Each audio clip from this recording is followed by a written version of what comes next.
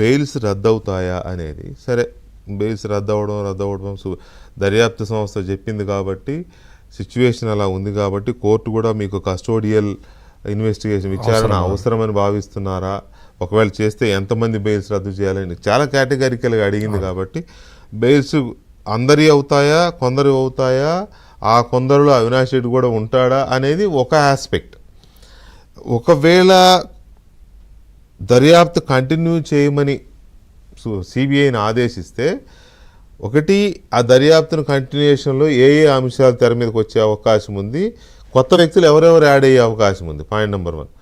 Point number 2, ఇది ఎంతవరకు వెళ్ళే అవకాశం ఉంది, నెక్స్ట్ లెవెల్లో ఎంతవరకు వెళ్ళే అవకాశం ఉంది అనేది కూడా కొంచెం ఆసక్తికరమైన అంశమే. కోర్టు పర్యవేక్షణలో ఉంటుందా ఇది? ఎందుకంటే పిటిషనర్ ఆవిడ సునీతారెడ్డి పర్టికులర్గా అడుగుతోంది ఆ పాయింట్. దర్యాప్తు జరగాలి, అది కూడా కోర్టు పర్యవేక్షణలో జరగాలంటుంది ఆమె. అది ఉంటుందా? మీ అంచనా ఏంటి? అంటే కోర్టు పర్వ్యూలోనే ఉంటుంది, అందులో డౌట్ ఏం లేదు. ఇప్పుడు జరుగుతున్నది కూడా కోర్టు పర్వ్యూలోనే జరుగుతున్నది. ఇక్కడ అంటే మీకు అంటే న్యాయ నిపుణులు ఉన్నారు, ముప్పాళ్ళ సుబ్బారావును విద్యాసాగర్ గారు చెప్పాల్సిన విషయాలు. ఇక్కడ ఏంటి అంటే వీళ్ళు మనం ఈ రామ్ సింగ్ని కేసు నుంచి తప్పించటానికి చాలా పెద్ద లాంగ్ రూట్లో వచ్చి కొట్టేశారు.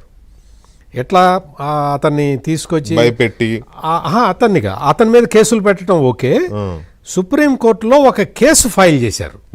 కేసు ఫైల్ చేసి ఈ దర్యాప్తు చాలా జాప్యం జరుగుతున్నది, ఒక ఎస్పీ స్థాయి అధికారి దర్యాప్తు చేయటం వల్ల ఇది లేట్ అవుతున్నది, అంతకన్నా పెద్ద అధికారికి ఇవ్వాలి, లేకపోతే మేమందరం సఫర్ అయిపోతున్నాం అని చెప్పి ఒక ఎక్యూజ్డో లేకపోతే విట్నెస్ అతని సంబంధించిన వైఫ్ సుప్రీంకోర్టులో కేసు ఫైల్ చేసింది.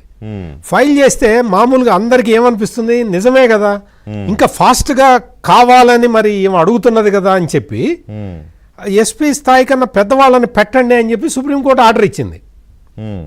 వీళ్ళకి కావాల్సింది అది. అంటే రామ్ సింగ్ని తప్పించటానికి ఎంత లాంగ్ రూట్లో వచ్చి ఈ చట్టాన్ని ఎట్లా వాడుకున్నారో మనం దీనికి ఇది ఒక పెద్ద ఎగ్జాంపుల్ అనమాట. రామ్ సింగ్ పోయిన తర్వాత కేసు నుంచి తప్పించిన తర్వాత రామ్ సింగ్ కన్నా పెద్ద ఆఫీసర్ని పెట్టిన తర్వాత వాళ్ళు చాలా హ్యాపీగా ఫీల్ అయ్యారు. వాళ్ళు అంటే వీళ్ళందరూ అందులో ఉన్న వాళ్ళందరూ. అందుకని ఇటువంటివన్నీ కూడా లేకుండా డైరెక్ట్గా సుప్రీంకోర్టు అంటే ఇంకా వేరే ఏ కోర్టుల జోక్యం లేకుండా చేయటం అనేది సాధ్యం అవుతుందా కాదా అనేది నాకు లా చదవలేదు కాబట్టి నాకు తెలియదు. అటువంటి ప్రొవిజన్ ఒక్కటి కనుక సుప్రీంకోర్టు పెట్టగలిగితే కేసు పరిష్కారం తొందరగా అవుతుంది. ఇప్పటికే టైం చాలా ల్యాప్స్ అయిపోయింది.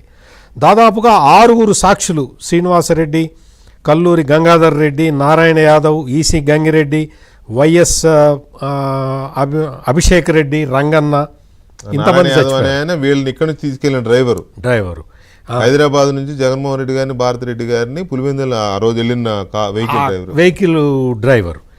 అంటే ఇంతమంది సాక్షులు చనిపోయారు. ఇంకా సాక్షి ఒకళ్ళు ఇద్దరు మిగిలి ఉన్నట్టున్నారు. అంటే ఇటువంటి పరిస్థితుల్లో కేసు త్వరితగతిన పూర్తి కావాలి అంటే, ఎందుకంటే అవతల ఉన్న వాళ్ళు చట్టంలో ఎట్లా వాడుకోవాలి, కేసులను ఎట్లా లాంగ్ రూట్ ఎట్లా తీసుకురావాలని తెలిసిన వాళ్ళు కాబట్టి ఆ ప్లగ్గింగ్ ఏమన్నా ఉంటుందా సుప్రీంకోర్టులో ఇప్పుడు అనేది ఒక న్యాయ నిపుణులు చెప్పాల్సిన విషయం. ఇక్కడ ఏంటి అంటే కేసు దర్యాప్తు కంటిన్యూ అవుతుంది, ఎట్టి పరిస్థితుల్లో కంటిన్యూ అవుతుంది. సునీత తన పిటిషన్లో అడుగుతున్నది కూడా ఇదే. అవినాష్ రెడ్డి ఆ రోజు ఫోన్ చేశాడన్నారు, ఎవరికి ఫోన్ చేశాడు, ఫోన్ ఎవరు రిసీవ్ చేసుకున్నారు అనేది తెలియకుండా దర్యాప్తు ఎట్లా కంక్లూడ్ చేస్తారనే అడుగుతున్నది. దాంతోపాటు ఇందాక మనం అనుకున్న పాయింట్లన్నీ కూడా ఇప్పుడు ఇందులోకి యాడ్ కావాల్సిన అవసరం ఉంది. ప్లస్ వీటన్నిటితో పాటు అంటే జగన్మోహన్ రెడ్డి లేకపోతే భారతిరెడ్డి వీళ్ళకి ఆ టైంలో ఫోన్ ఎందుకు చేశారు అనేది సిబిఐ ఎస్టాబ్లిష్ చేయాల్సిన ఒక ఫ్యాక్ట్.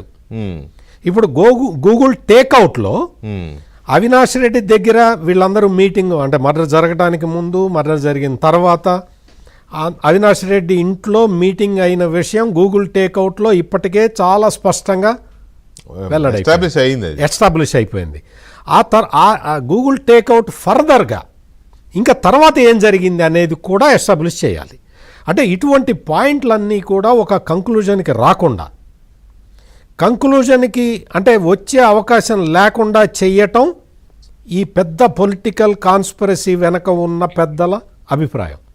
అందుకని మర్డర్ కేసు తోటి ఇన్వాల్వ్ అయి ఉన్న పెద్దల జోక్యం లేకుండా ఫుల్గా ప్లగ్ ఇన్ చేసుకుంటూ దర్యాప్తు ముందరికి వెళ్లాల్సిన అవసరం అయితే ఉన్నది. రైట్, ఇప్పటికే 6 ఏళ్ళు అయింది కాబట్టి. అవును సాగర్ గారు, ఇక్కడ సత్యమూర్తి గారు అడిగిన ఆ కీలకమైన కొన్ని డౌట్స్ ఉన్నాయి కదా, అవి నేను అడగాలనుకున్న, ఆయన కూడా అవే పాయింట్అవుట్ చేశారు. వాటితో పాటు సుప్రీంకోర్టు మన సునీతారెడ్డి